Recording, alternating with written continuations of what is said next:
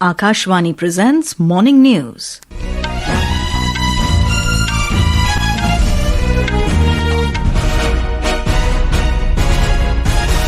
Good morning. I am Sarabjit Kaur. The headlines. Prime Minister Narendra Modi to launch development projects worth around 2,200 crore rupees in Varanasi tomorrow. Election Commission to publish draft electoral roll in Bihar today under Special Intensive Revision Initiative. Key provisions of Banking Laws Amendment Act 2025 to come into effect today. Elon Musk's Starlink gets license to launch satellite internet in India. Framework for spectrum allocation also ready for smooth rollout. IMD forecasts above normal rainfall in August and September. And in cricket, Karun Nair's unbeaten half-century takes India to 204 for 6 against England on day 1 in 5th Test of Anderson-Tendulkar Trophy. And now the news in detail. Prime Minister Narendra Modi will visit his parliamentary constituency, Varanasi, tomorrow to inaugurate and lay the foundation stone for development projects worth around 2,200 crore rupees. On this occasion, Prime Minister will also address a public gathering.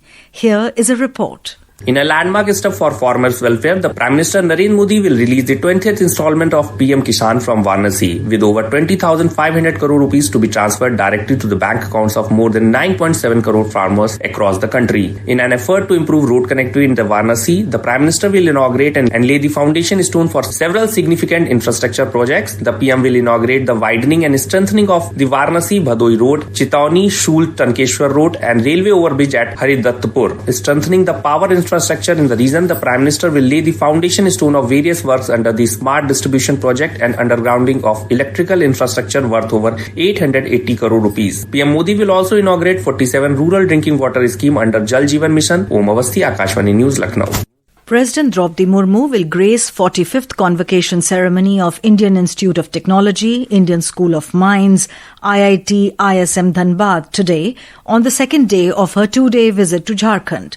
The President will see the exhibition on community innovation at Atal Innovation Centre set up in the institute. She will felicitate Principal Secretary to Prime Minister P.K. Mishra with the DSc degree at the convocation ceremony. The President will also give away gold medals to 20 meritorious students on this occasion. A commemorative stamp will also be released to mark the institution's centenary. Union Education Minister Dharmendra Pradhan and Jharkhand's Higher Education Minister Sudevya Kumar will attend the event. The Election Commission is set to publish the draft electoral roll in Bihar today under the Special Intensive Revision Initiative. Chief Election Commissioner Gyanesh Kumar stated that both physical and digital formats of the draft roll will be made available to recognized political parties across all 38 districts. This marks a key milestone in promoting fair and inclusive elections. Our correspondent has further details on this. After the publication of draft electoral roll in Bihar, claims and objections will be accepted from today. 90,000 booth-level officers have also been deployed for this task. Electoral registration officers in all 243 assembly constituencies of Bihar will receive claims and objections from political parties and voters. Special camps will also be organized to address voters-related grievances. Claims and objections are the primary mechanism for resolving complaints related to the preliminary electoral roll or draft roll. The process will continue till the 1st of next month. Applications related to claims and objections will be verified by 25th September. Following this, the final electoral roll will be published on 38th September. The upcoming assembly elections in the state will be conducted based on this final list. Dharmendra Kumar Rai, Akashvani News, Patna. The Election Commission has reiterated that electronic voting machines, EVMs, are tamper-proof. It said no mismatch was found in VVPAT slips count during Maharashtra Assembly elections held last year. Based on requests from 10 candidates, EVMs from 10 constituencies were checked. A total of 48 ballot units, 31 control units and 31 VVPATs underwent successful testing, all passing diagnostic checks in the presence of 8 applicants, all of whom were losing candidates. Key provisions of Banking Laws Amendment Act 2025 will come into effect today. The act is aimed at improving governance standards in the banking sector and ensuring enhanced protection for depositors and investors. A report. The Banking Laws Amendment Act 2025 aims at improving governance standards in the banking sector and ensure enhanced protection for depositors and investors. The Finance Ministry said that the act also seeks to improve audit quality in public sector banks and increase the tenure of directors other than the chairperson and whole-time directors in cooperative banks from 8 to 10 years. The provisions of the act also redefines the threshold of substantial interest from 5 lakh rupees to 2 crore rupees, revising a limit that has remained unchanged since 1968. The Banking Laws Amendment Act 2025 contains a total of 19 amendments across 5 legislations. The Reserve Bank of India Act 1934, the Banking Regulation Act 1949, the State Bank of India Act 1955 and the Banking Companies Acquisition and Transfer of Undertakings Act 1970 and 1980. Sayukta Yadav, Akashvani News, Delhi. This is Akashvani giving you the news. For quick news updates round the clock, follow us on our X handle at AIR News Alerts. And for details of stories and more, log on to our website www.newsonair.gov.in and download News on AIR app. Welcome back. You're listening to the Morning News. Union Communications Minister Jyotiraditya Scindia has said that Elon Musk-led Starlink has received a license to launch satellite internet service in India, and a framework for spectrum allocation is also in place for a smooth rollout. Addressing a mobile conclave on the occasion of 30 years of mobile telephony in New Delhi, the minister highlighted that India's digital journey in the last 11 years has been extraordinary. Bharat net परियोजना के आधार पर आज देश के 2,14,000 ग्राम पंचायत जुड़े हुए हैं OFC fibre के साथ, और भारत नेट द्वितीय योजना के आधार पर $17 बिलियन, 1,40,000 करोड़ रुपए की योजना किसी अमेरिका और यूरोप ने नहीं सोचा। वो प्रधानमंत्री नरेंद्र मोदी जी हमारे 6.5 लाख गांवों को ओएफसी ब्रॉडबैंड के साथ जोड़ने जा रहे हैं। Mr. Scindia mentioned that the country now has 1.2 billion telephone connections and internet subscribers have increased by 286% to 97 crore. The union minister further asserted that with a 96.6% drop in mobile data rates, India has become the cheapest data provider in the world. Mr. Scindia added that 5G network coverage has reached 99.6% of the districts in the country. India Meteorological Department, IMD, has said that the second half of the southwest monsoon season is expected to deliver above normal rainfall exceeding 106% of the long period average across the country. IMD Director General M. Mohapatra said that most parts of India are likely to receive normal to above normal rainfall from August to September. For the second half of the monsoon season, that is August and September, as well as rainfall during August 2025. We told that it will be above normal, but certainly it has become a higher side of the normal. That is about 5% above normal. Good thing is that during this month of July, which is the rainiest month of the year, the central India has got the maximum rainfall at 21.9% above normal.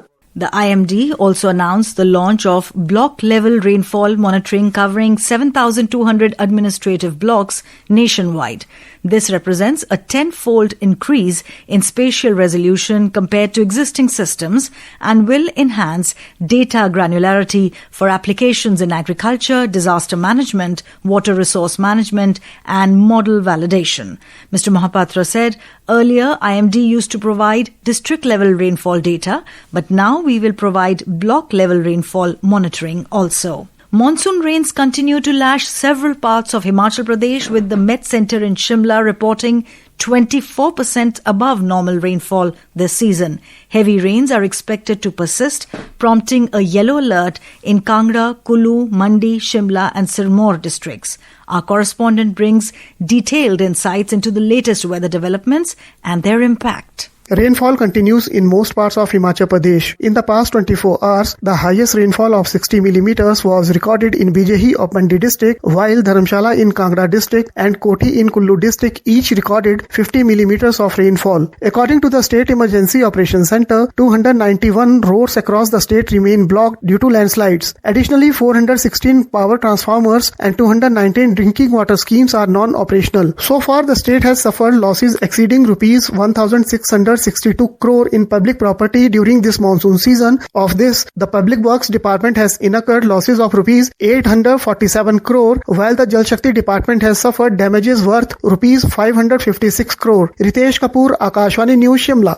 In a landmark policy move, Sikkim has become the first state in India to implement a formal sabbatical leave scheme for government employees. Our correspondent reports on how this policy is transforming the lives of government employees across the state.